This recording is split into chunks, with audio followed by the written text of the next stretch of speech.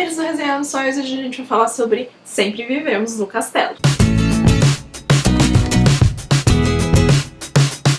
Sempre Vivemos no Castelo é um livro da autora Shirley Jackson, publicado aqui no Brasil em 2017 pela editora Suma. Esse aqui é o livro mais famoso da Shirley Jackson, que é responsável por formar vários autores aí que a gente conhece de alto renome, como Neil Gaiman e Stephen King. E a gente tem dois livros publicados recentemente pela Suma, que é o Sempre Vivemos no Castelo e A Assombração na Casa da Colina, que deu origem à série do Netflix A Maldição da Residência Hill. E a tradução desse livro é da Deborah Landsberg, acho que é assim que se pronuncia. Eu comecei lendo Shirley Jackson pela Assombração na Casa da Colina. Eu gostaria de ter ido talvez um pouco mais preparada para aquele livro, porque não foi uma experiência que me deixou satisfeita, digamos assim. Quando você pega um livro, tem uma capa que incita que você vai ler uma história de terror, é sempre um pouco decepcionante quando você não encontra exatamente isso. Mas para Sempre Vivemos no Castelo eu já fui um pouco mais preparada de que provavelmente não era isso que eu ia encontrar aqui. Não era uma história de suspense propriamente dita, mesmo que a sinopse talvez indicasse um pouco disso. Aqui a gente vai acompanhar a história pelos olhos da Mary Cat, que é a Mary Catherine. Ela é a mais nova da família Blackwood e moram em uma mansão. Ela, a irmã mais velha dela, que é a Constance, e o tio Julian, que tá inválido numa cadeira de rodas. Praticamente toda a família dela foi morta por envenenamento com arsênico que foi colocado no açúcar, e todo mundo acusou a Constance, que foi julgada inocentada. Ela e a Mary Cat não consumiram, a Mary Cat estava de castigo na época, ela tinha 12 anos só, então ela não participou do jantar, e o tio Julian ficou com as sequelas de ter ingerido o veneno na época. E aí eles vivem isolados nessa mansão. A única que sai é a Mary Cat, ela vai 2 vezes a semana ao vilarejo, e ela sofre também o bullying e as reprimendas que essa pequena sociedade tem com relação a isso, porque afinal de contas foi um incidente que marcou todo mundo ali, e todo mundo passou a olhar pra família Blackwood de uma forma ruim, e todo mundo ainda acredita que foi a Constance que na verdade cometeu esse crime. As pessoas mantêm distância, não se relacionam com os Blackwood, não deixam as pessoas, os filhos chegarem perto da casa, e tem todo esse clima sombrio. Esse é considerado um romance gótico exatamente por causa disso. Antes de seguir em frente com qualquer outra explicação que eu possa dar sobre esse livro, a primeira coisa que você tem que saber, assim, logo de cara, é que você vai encontrar uma história estranha. É um estilo de narrativa estranho, é um negócio que é macabro, mas não é assustador e nem é um super suspense. É o tipo de escrita que brinca com o leitor apresentando algo que é extremamente peculiar, bizarro, triste, e tenta apresentar isso de uma forma engraçada ou dando um tom muito mais leve do que realmente aquela situação ali mereceria. Às vezes tem algo super pesado acontecendo, é uma ofensa ou uma situação de questionamento da própria de outras pessoas com a Constance, e a autora tá conduzindo isso como se fosse tudo uma brincadeira, quando na verdade é uma cena super de tensão, sabe? Então é uma escrita muito peculiar.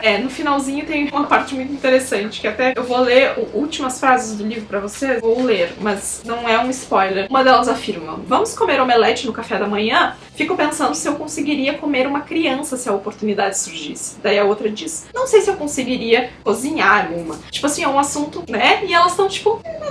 sabe? A Mary Cat, ela tem 18 anos, mas ela tem um comportamento que reflete até uma certa infantilidade, mas que eu acho que diz muito sobre a condição, né, de tudo aquilo ter acontecido, e ela ter perdido a família aos 12 anos, ao invés dela meio que amadurecer as pressas e tomar as rédeas, ela meio que guardou um pouco da infância dela com ela. Então ela tem um gato que tá sempre acompanhando ela tem um lugar na floresta onde de vez em quando ela se esconde, ela tem uns hábitos estranhos de alguns rituais que ela tem, e isso obviamente transparece na própria forma como a história está sendo narrada, já que o principal ponto é através dos olhos da Mary Cat. Então isso tá refletido na forma como a autora também escolheu contar a história. A Constance, ela tá ali completamente reclusa, ela ficou meio com agorafobia, né, que é esse medo do exterior. Então ela não sai de casa, ela não interage com outras pessoas, a não ser as poucas 2, 3 pessoas que vêm visitar a família Blackwood ainda, mas a maioria das pessoas mantém a sua distância. E a Mary Cat é a que mais sofre o bullying por ir na cidade e tal. E o Julian, ele perdeu um pouco da conexão com a realidade. Às vezes ele se perde, ele tá escrevendo meio que o relato do que aconteceu, mas às vezes ele se esquece se isso é verdade. Então a Constance, que é quem acaba ficando mais com ele, cuidando dele, tem que relembrar. E a história tem uma mexida, assim, quando um personagem, que é o Charles, entra de visita, digamos assim, porque ele é um primo, e aí ele vai vir com os seus objetivos, vai tentar se aproximar da Constance. E é a partir disso que a gente começa a ter uns diálogos que são muito engraçados, porque um personagem afirma pro outro coisas, e você fica pensando, tá, mas não, isso não pode ser real, sabe? Porque existe existem coisas que corroboram uma informação diferente. E aí a outra pessoa diz tal coisa, e aí acontece a mesma coisa, e você fica nesse fluxo de confusão, tentando descobrir quem tá falando a verdade, quem não tá, realmente o que tá acontecendo. Depois tem um segundo ato, onde acontece uma outra coisa que, de certa forma, é um reflexo da chegada desse personagem, mas que, pra mim, pelo menos, é o fator determinante pra história se desenvolver. E aí, mais coisas bizarras acontecem e você fica, tipo...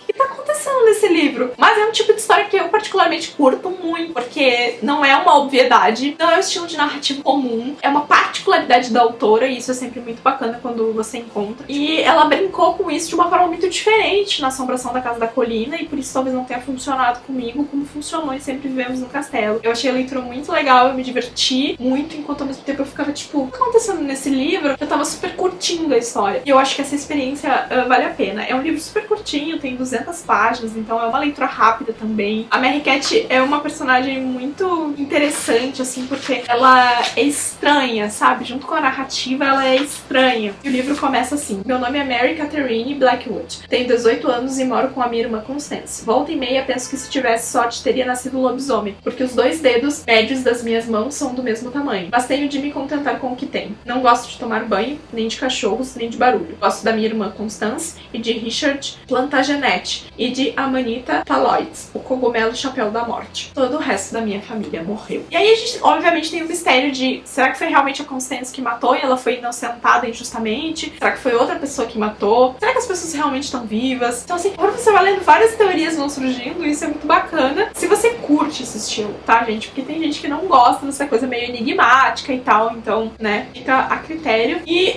uma coisa que eu vou dizer pra vocês é que a gente vai descobrir o que realmente aconteceu com a família, quem é realmente o culpado ou a culpada pela morte da família Blackwood. Esse mistério pelo menos vai ser resolvido, mas ficam várias coisas pra imaginação também. E esse foi um livro que eu li por indicação da Duda, do Book Addict, entrou pra minha lista dos 12 que eu li em 2019, concluidinho já. Então foi uma experiência muito legal. Outra amiga minha que gosta muito dessa autora é a Lê, do Lendo Lido, então também fiquei feliz porque eu acabei curtindo, mesmo que a experiência anterior com a autora não tenha sido tão legal assim, que eu acho que a adaptação da Netflix pra Maldição da Casa da Colina acabou sendo muito bem feita, porque conseguiu explorar aspectos que a autora não trabalhou e que talvez nem era o propósito dela, né, trabalhar no livro. E se você não conhece a autora, eu particularmente recomendaria que você começasse por esse livro e tivesse a sua primeira experiência por aqui. Então é isso, se você gostou do vídeo, não esquece de deixar o seu joinha e de se inscrever aqui no canal, que é muito, muito, muito importante. E a gente se vê no próximo vídeo. Tchau, tchau!